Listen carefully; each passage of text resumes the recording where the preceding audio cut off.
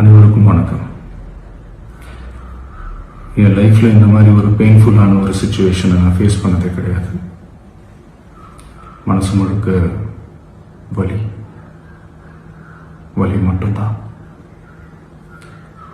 இந்த சுற்றுப்பயணத்தில் என்னென்ன மக்கள் பார்க்க வராங்க, அதுக்கு ஒரே ஒரு காரணம் தான் அவங்க என் மேலே வச்சிருக்கிற அன்பும் பாசம். அந்த அன்புக்கும் பாசத்துக்கும் நான் எப்பவும் கடமைப்பட்டிருக்கிறேன். அதனால தான் இந்த சுற்றுப்பயணத்தில் மற்ற எல்லா விஷயங்களையும் தாண்டி மக்களுடைய சேஃப்டி, அதில் எந்த காம்ப்ரமைஸும் பண்ணிடக்கூடாதுன்றதுக்காக தான் அது என் மனசில் ரொம்ப ஆழமாக இருக்கும் அந்த எண்ணம்.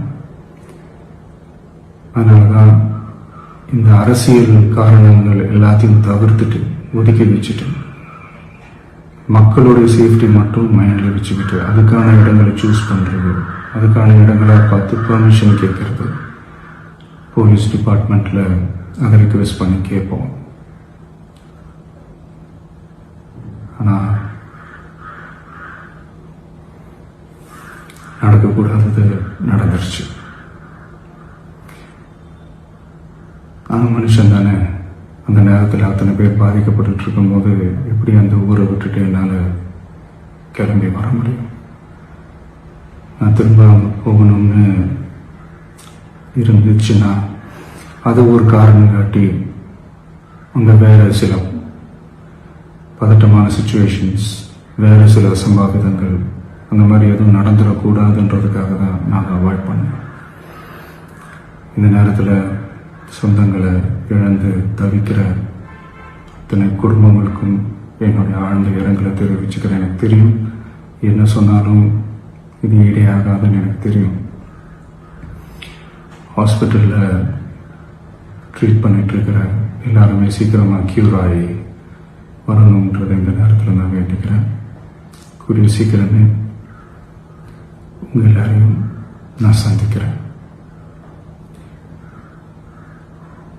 இந்த நேரத்தில் எங்களுடைய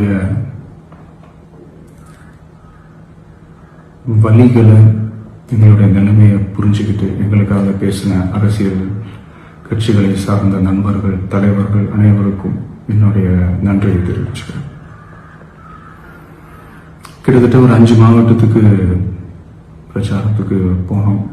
இந்த மாதிரி எதுவுமே நடக்கல. ஆனால் கரூரில் மட்டும் ஏன் எப்படி நடக்குது, எப்படி நடக்குது? மக்களுக்கு எல்லா உண்மையும் தெரியும். மக்கள் எல்லாத்தையும் பார்த்துக்கிட்டு இருக்கிறாங்க. கரூரை சேர்ந்த அந்த மக்கள் அந்த உண்மையெல்லாம் வெளியில் சொல்லும்போது எனக்கு கடவுளே நேரில் வந்து இறங்கி அந்த உண்மைகள்லாம் சொல்கிற மாதிரி எனக்கு தோணுச்சு. சீக்கிரமே எல்லா உண்மைகளும் வெளியில் வரும்.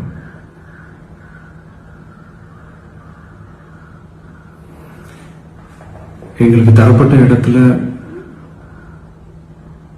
நாங்கள் போய் அந்த ஸ்பாட்ல நின்று நாங்கள் பேசிட்டு வந்தோம். அதை தாண்டி எந்த தவறும் எங்கள் சைடில் நாங்கள் எதுவும் செய்யலை. பட் இருந்தாலும் எங்கள் கட்சியை சேர்ந்த நிர்வாகிகள், தோழர்கள் மேலே எஃப்ஐஆர், அது மட்டும் இல்லை சோஷியல் மீடியாவை சேர்ந்த நண்பர்கள், தோழர்கள் அவங்க மேலே எஃப்ஐஆர்லாம் போட்டு இப்போ பிடிச்சிக்கிட்டு இருக்கிறாங்க.